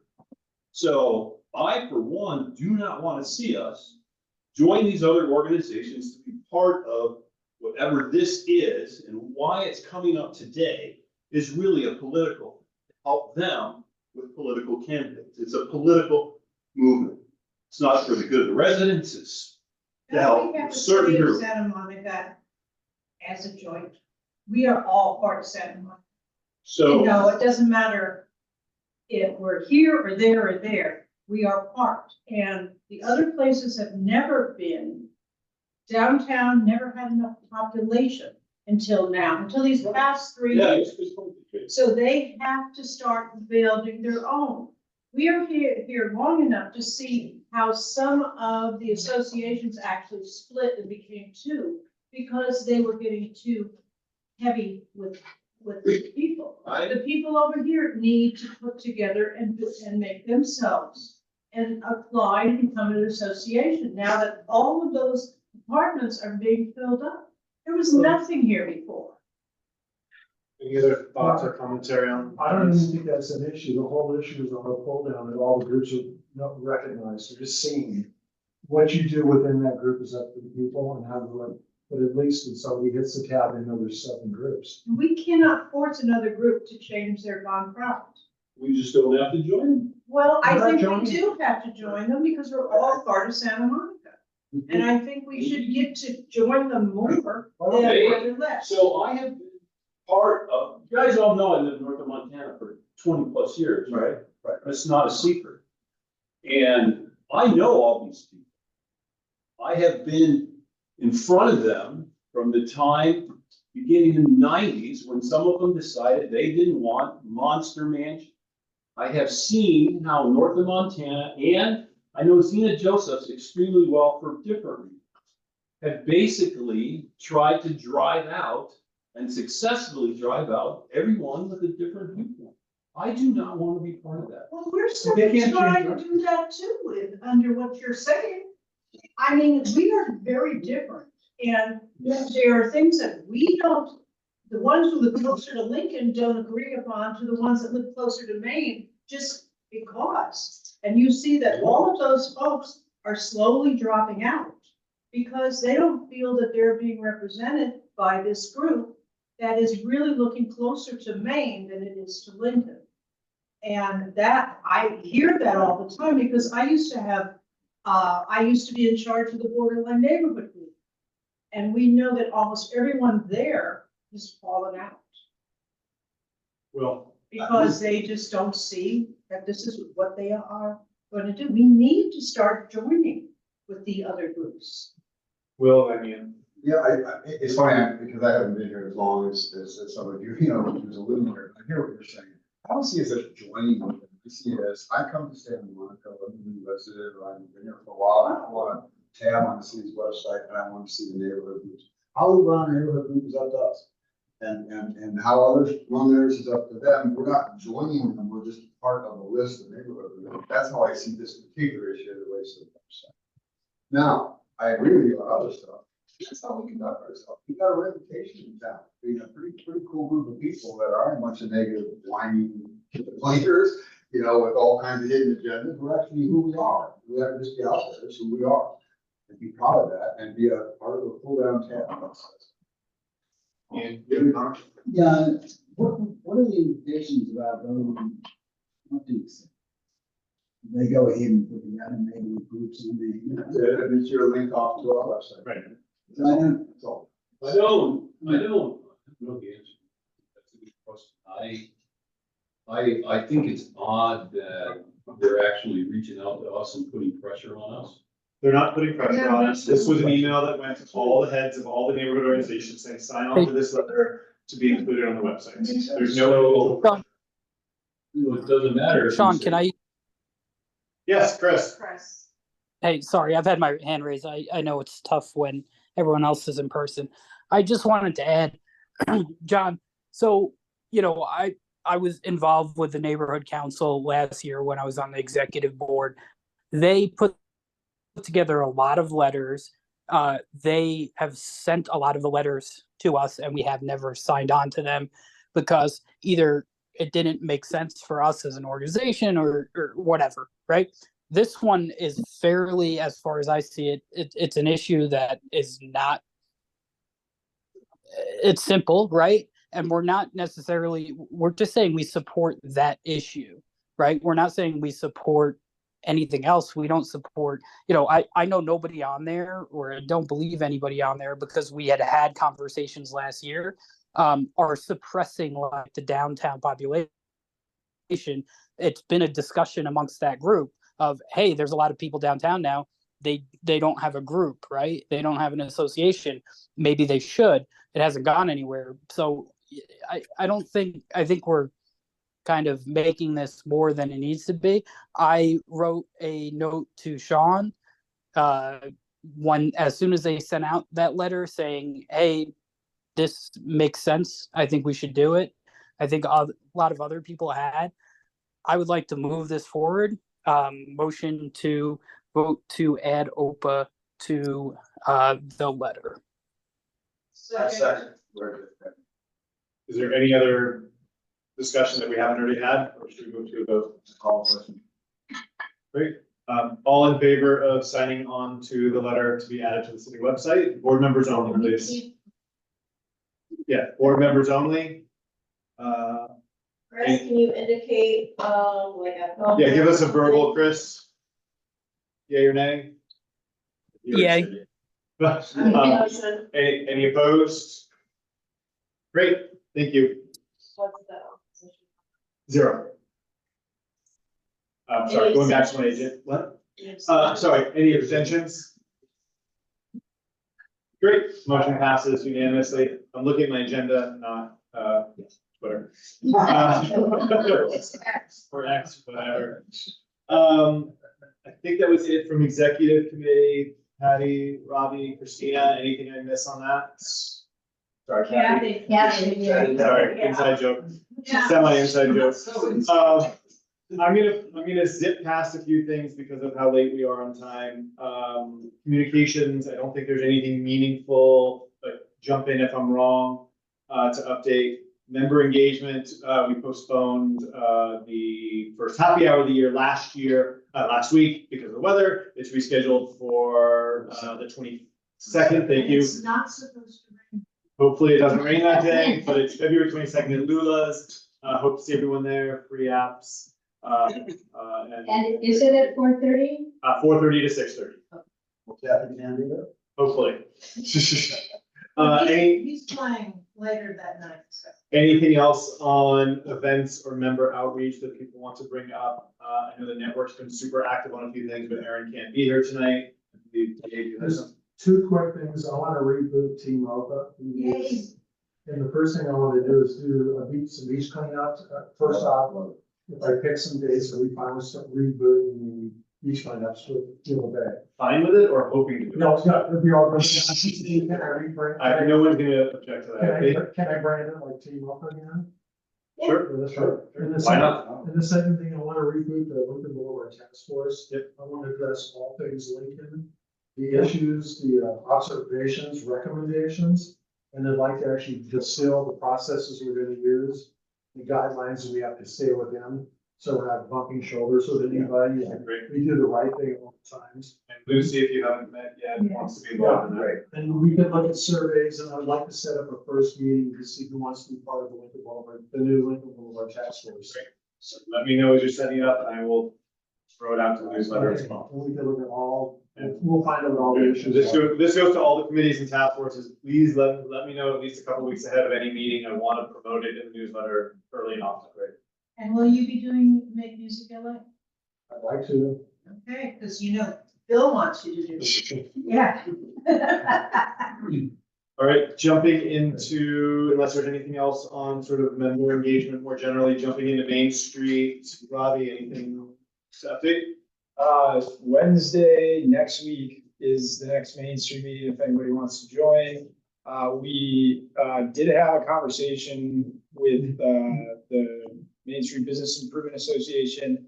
And right now they're planning to have one, potentially two Saturday only events for Open Main Street versus what it had been. So just part of our conversation next week will be around that. So, Is that a funding thing? yes. Yes. You go from 3 weekends to 2 Saturdays. Yeah, we go from the 3 full weekends to just 2 Saturday. I mean, one that they are committing to now and then maybe 2. And it's a funding thing mostly, yes. So there's and you can correct me if I'm wrong, isn't there, every year, doesn't the city council go back and look at the budget when they tend to find more money for discretionary funding? Is that yearly or 5 years? It's every year, but I don't know if there's gonna be extra money this year. So I don't know that either, but my advice is Hunter needs to get to the front of the line. We've been telling them this over and over again. So I think at least according to him, it's a bigger issue than that. There's the shortfall significant. So just to summarize what Rob is saying, it looks like there'll definitely be one Main Street summer event. It'll be the Day of the Dog and maybe a second. Both will only be on Saturday. And that's all we're committing to. One sec, John, I know Lucy had her hand up. Well, this isn't related to it, but Robbie got me in touch with Carla from the farmers market. And I went and revisited and I was very impressed. And she said, even though the group here has been, not these people, but OPA, has been interested in the farmers market, no one really helped. And I indicated to her it would help. And I went down there and it was totally amazing. I don't know what way I could help. So I was wondering if anybody knows anything, because Carla doesn't know anything. She says she's just on the job 2 years. And she really doesn't know what I could possibly be involved. I was just gonna say, Lucy, you should chat with Chris, who's online only today. He was our liaison with the market for a couple of years. Chris, anything specific to add?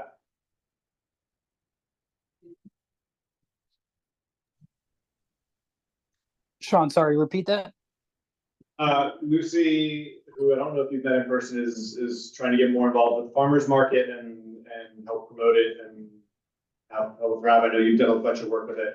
I'm gonna connect you to chat more on that.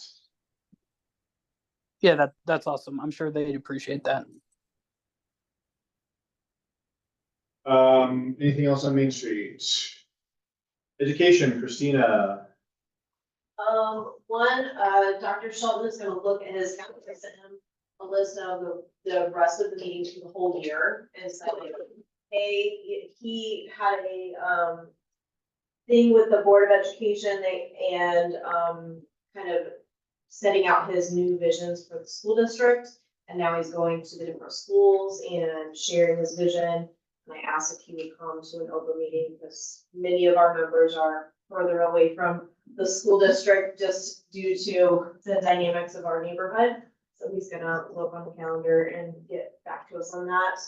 Samo High, we just found out like 2 days ago. Samo High has reviewed their community service hours, and now you can get your community service hours off campus, not just through a campus group. So, which means that not only can we help Kelly's teams that have been hanging out and want to do something, but it's going to be easier to get some of the kids to come to like our beach cleanup and that kind of stuff. And as board members, we can sign off on their hours. The kindergarten roundups have happened, and so the school district is another year. The Mirror Smash site will not be open next school year, so it's at least 25-26 now. And they just were doing their, termite stuff. I have a question. Carrie Upton wants to come speak. I saw that. Speak at the next meeting, but about jams. Yep, and he's forced his way into the JAMS PTSA meeting also. He should have his own meetings, Yeah. personally. So that's a question. Do we want to have him come speak at the next meeting? If he wants to speak to jams, not really near Smash, obviously there'll be a Q&A, but. just I wanna mean, check with our everyone. neighborhood middle schoolers go to that most. Yeah. So, So just, yeah. if no, please get back to me on that. And we'll follow up, but I'm assuming he'll be at the next meeting. Cool, thank you. Emergency preparedness, Abe has grabbed onto this one, and I put some information, Christina put some stuff on the chat that's been on the board. I'm sorry, I couldn't get more exposure to the people when they're all in the room. It's been a chaotic day, but it's queued up for the next newsletter as well, but please speak more about it.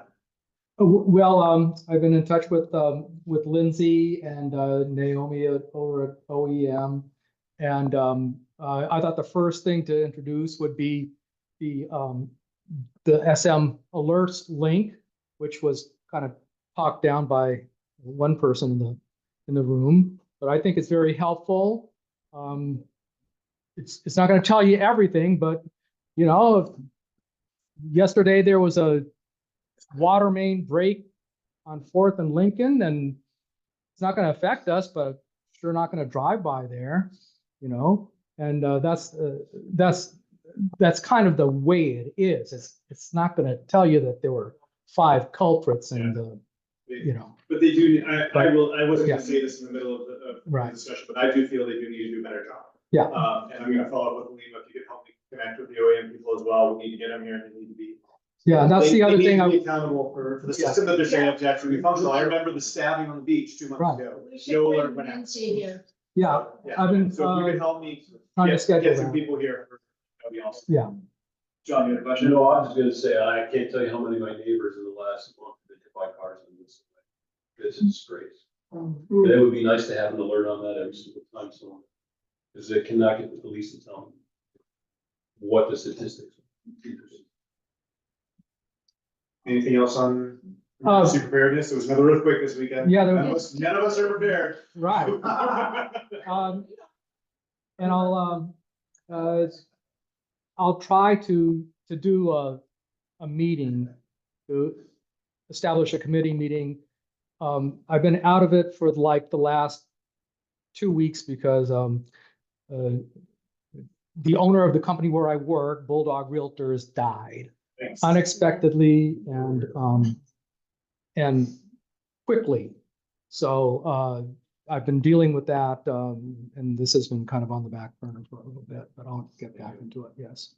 Dave, you have a question? Can maybe we have Lindsay or someone come here and talk about the value of going to the ocean class, get certified? Well, yeah, that I'm trying to put that together. Yes. Cool. Housing, Robbie, John, Jeff, anything to talk about on all things housing today? It's okay if not. We had our first meeting. Yeah. Right? We got to move from building to building. It's interesting because of the rain and the wind and we can't help you here. Kind of stuff. So it was a diverse group. I think there were 6 of us, right? And I don't have the list of the things we talked about, but we talked about having a framework and some general principles to try to follow. So when we meet again, I'm not sure when that is either. Yeah, 2 Mondays. 2 Mondays, and, we'll start to go through it and figure out, where we need to be on housing. So I'm sure everybody knows that a lot of the housing issues that take place don't really affect us in Ocean Park directly, right? The Lincoln Center project's actually in Sunset Park, and we've had some experiences with that. But one of the things that the housing element requires is a certain amount of low-income housing. What the city did when they voted to change the zoning code to be in compliance with the housing element was put the Main Street parking lots into play, right? Yeah. From Ocean Park to Marine. So it's possible for it to become an issue for us because you can build 6 stories. When you add the low income bonus, density bonus that you get under state law, you could easily be at 10. And when you add moderate income, you could probably be at 16. Now that might be a little too high, but you understand what that means on Nielsen Way. Nielsen Way is a residential street, right? There are no businesses on Nielsen Way. So these are some of the things that we're concerned about, right? Because I think we've been good on housing, but we're gonna have to start thinking about this, right? Because it's coming at us. That's some of the stuff that we'll try to go through, and, you know, we like to keep people educated in that. Sean? Yes. I have to leave because I have a 9 o'clock net too. Wow. Busy. Going back to the last one. Dave, anything else on Lincoln? You know, you already addressed it, but I don't think there's anything else on that. Winston, so I can somehow funnel people that want to participate, can we just put a blast out? Of course. Yeah. Okay, yeah, well, just tell me when and it'll be in the newsletter. The network, I know had a great event a couple weeks ago. Aaron's not here, but Will or Judy, anything to talk about, things coming up? on the Yes, network? we're going to have a mixer at Lula's on March 7th. Last time we had one, there were 40 people there. And it was really quite amazingly wonderful to meet so many of our neighbors who are LGBTQ people that we just didn't know about. And Any sense of what percentage of that is Ocean Park people? It's hard to tell. very hard to know, but a lot were Ocean Park. We had a really successful open mic night. So,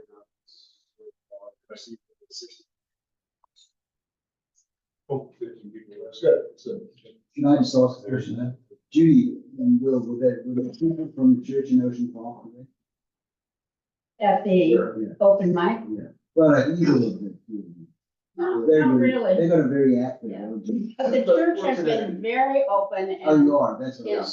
is really interested in having us do things in the church spaces. Okay. That's Yeah. what I meant. That's because I, not. Let me get through. I don't believe we have any reports on arts, diversity or farmers market today. Well, the only thing I was gonna say was I'm trying to arrange the first meeting of the year for that group. Yeah. I was For thinking diversity. like for next, yeah. So I have to go back maybe a little bit to the drawing board, because I was thinking of next Wednesday, not the 6th. Oh, shoot. Okay. We'll figure something out. I'll follow up with me.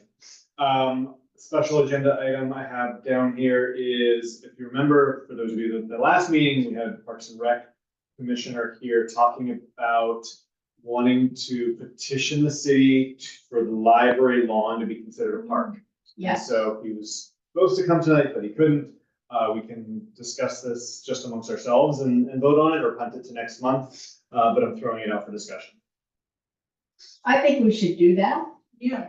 We should urge everyone to do it. I would have mentioned it to Phil had we had time to do it. I think it makes a lot of sense. Mark?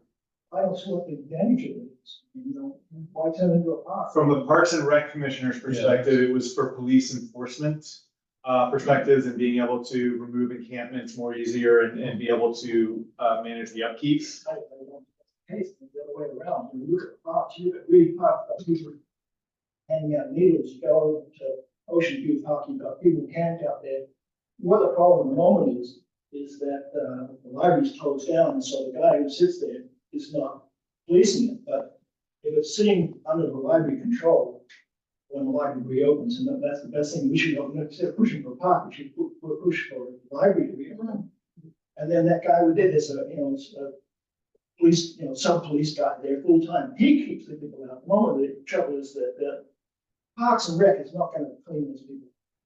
I see no advantages, and plus, if you did it, it becomes a park, and if you wanna do something with the library later on, you're stuck with a park, and the library can't expand, we're doing it.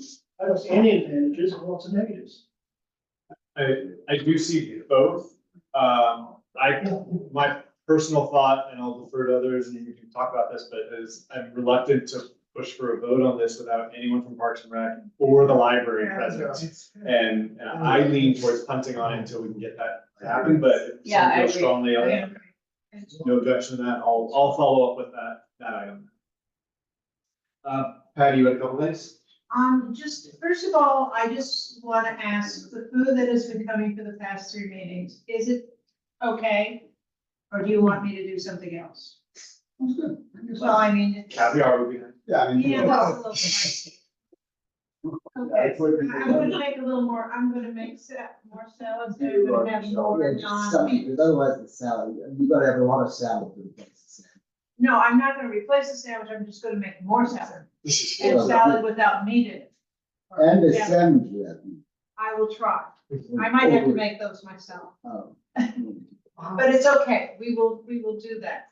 And, second of all, the elections are coming up, in March, and Dave and I will be working the polls at, the preschool across from, the Growing Place, on Saturday, Sunday, Monday, and Tuesday. That's the 2nd, 3rd, 4th, and 5th of March. We would really appreciate it if you're gonna vote, you come in like the first 3 days, so we're not going crazy on the last day. But please, everyone come in and vote. And what are the hours? Okay, it's 10 to 6, for the first 3 days, and it's 7 to 8 for the Tuesday. Great. Yeah, The one on Fourth Street. the one on 4th Street, yeah. Washington School. Yeah, Washington. Yeah, it used to be Washington's. So I have a question about the elections as it relates to the newsletter. I believe a couple of years ago, Mark had shared some voting Mark Morris, when he was running it, shared some voting recommendations from organizations if people were looking for information. Any thoughts on that being good or bad for us to be doing? But I know like the Democratic Committee has made their recommendations, a couple other sources are making their recommendations. We're obviously not a political organization, but it's information sharing. I definitely see both I'm sides of happy- this, so I just want to throw it out for I'm discussion. happy to share my recommendations if anybody wants them. Right, one-on-one. I'm asking about the newsletter. As long as it's balanced or balanced to a degree, I think. And you can't, okay, because we don't use, well, we sort of use money, the city money to do that. Yeah, and I'm not taking that much of an editorial role that I'm willing to say I'm doing a balance, like, I don't have it. I know, but Mark, you're shaking your head. Oh, I thought you were, sorry.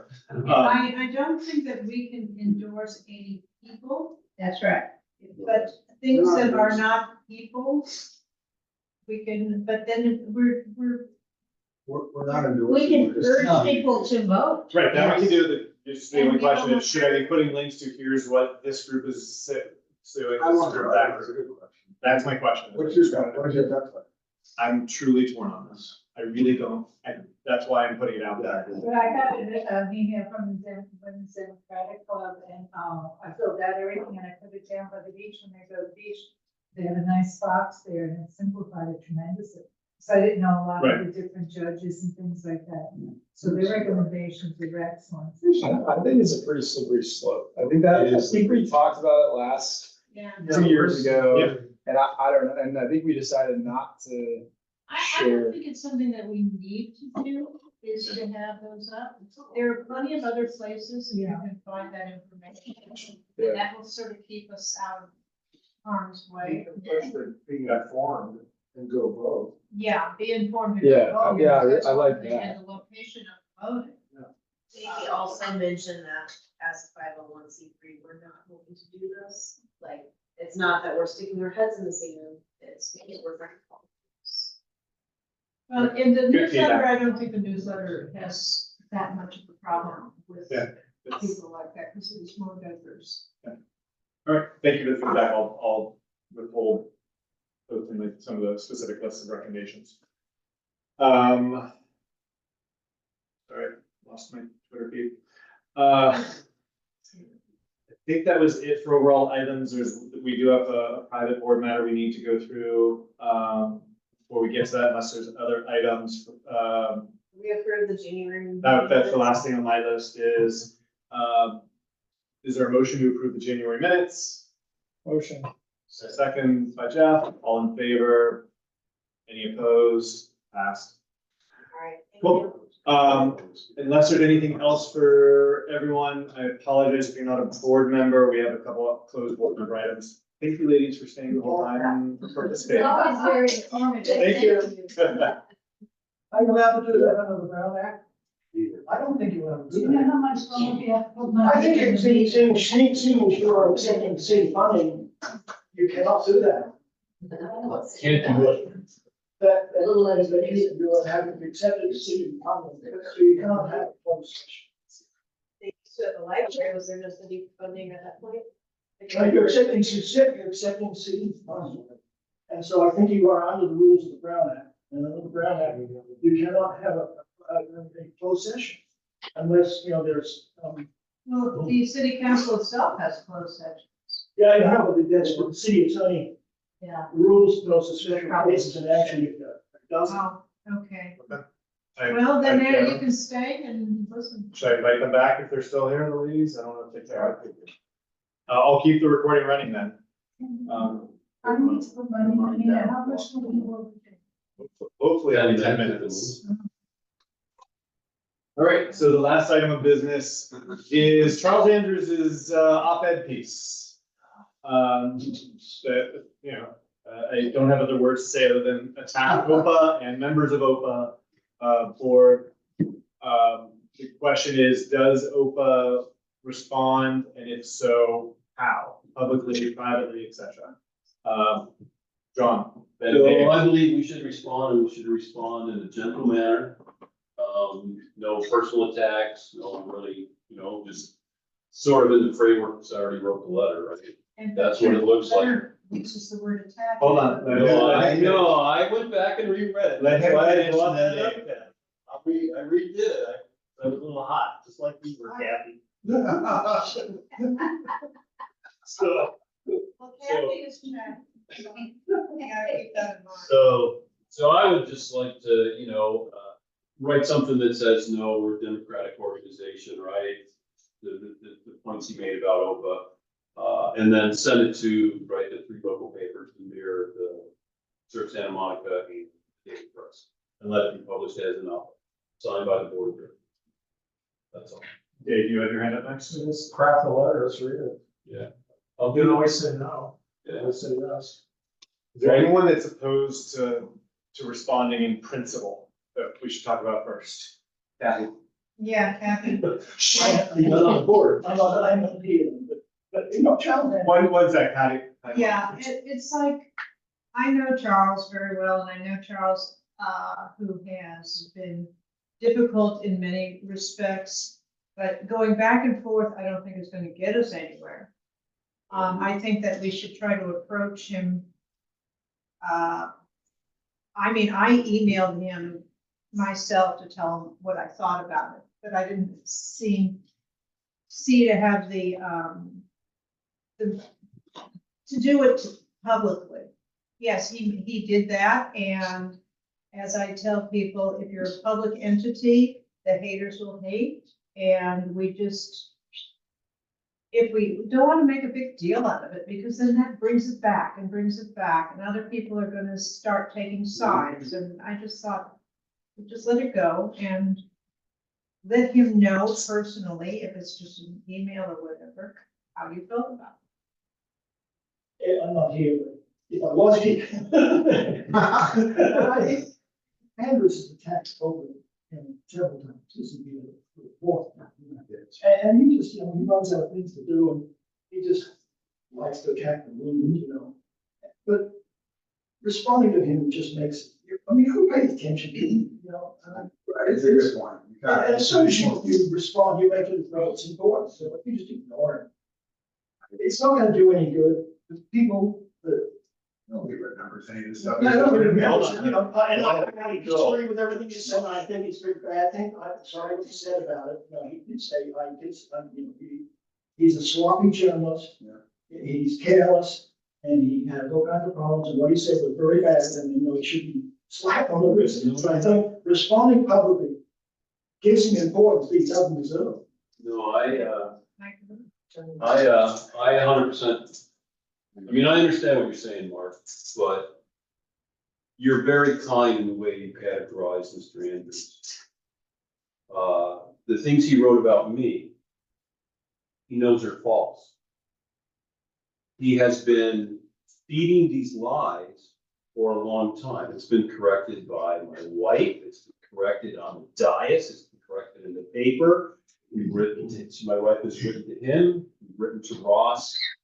He just keeps throwing these falsehoods out. And I'm sitting here going, I don't really want to attack him. All I see is I see some guy attacked OPA because we didn't conform. He said, I want fake electors to represent OPA. And I'm like, you know, I can write the article because it becomes relevant without mentioning his name. But, you know, I think we need to be able to go and say, wait, we have a large board because we believe in diversity. It brings in a set of views, right? All the things that I kind of tried to put together. I was gonna say, the Can I second show it? version, yeah, of course, the second version that you wrote is less about, like, This is this. the personal attacks on Judy. We gotta get going. The personal attacks on Judy and yourself and your wife are not something OPA can comment on, or should be commenting on publicly. But you know, my personal opinion is we should be saying something short and sweet about how we are an open, inviting organization, encourage all opinions to come and attend meetings. But yeah, that's what I think. I can go either way on that. Judy. Well, that, I agree with that. That we could do a factual, this is what OPA is about. I have decided personally not to respond to him ever, because he does this all the time to me, and it's, you know, it's personal, and he's gonna do it, you know, and there's nothing I can say that will make any difference about what he's gonna do in the future, because I've already talked to him about it years ago. And, you know, it's just, he's not gonna change. So, I did talk to Ross, that morning, and he had not seen the piece. He had been out of town. I think if Ross had seen it, it would not have been, it would have been edited. But he didn't, so that's the way it is. I think it makes sense to say something about who OPA is, rather than responding directly to Charles, who it does not know how to say the truth. He just doesn't know how to make his points in a truthful way. While I agree with Mark that we're not gonna make any impact with him, if we can use it as a vehicle to inform more people of what OPA is and try and get more people engaged, then it's a positive spin on it. Although I'm assuming most people that actually read the Santa Monica Daily Press already know us, because that's the 1% of the population that actually is writing it. I saw a hand up over here. First of all, are you okay? I think, is there still water? Yeah, I'm okay. He's a bit close. Even though I'm not on the board, I agree with you. I think there's just so many things that OPA's been doing that would be good to include in not just what you are, but you do July 4th parade. You've been doing the COVID Zoom thing for years now. I mean, that's an amazing thing. And just street festival, which I've heard almost like 95% of everyone I talked to liked it. A good thing. And people disagree. I mean, sometimes I even disagree with myself. You know, not.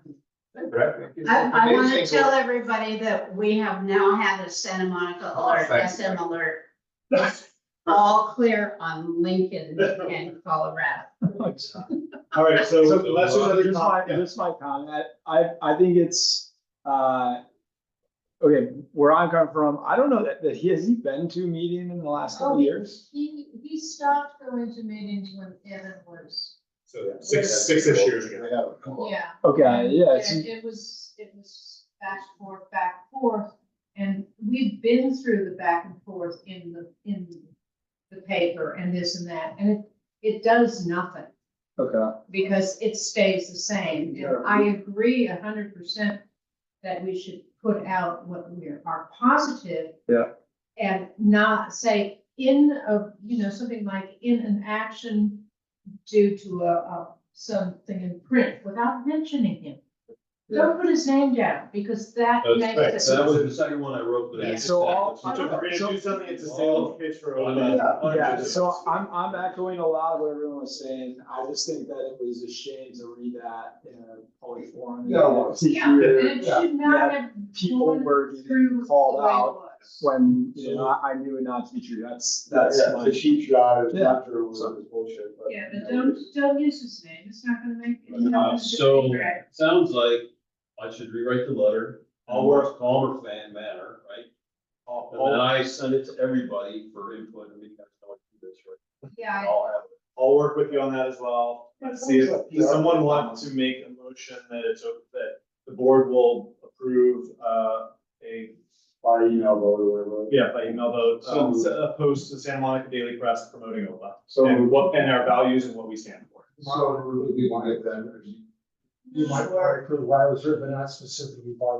well, so. On what day? Well, the impetus behind, why are we even putting this in the paper? Just to clarify. It's a letter to the editor. No, he's saying.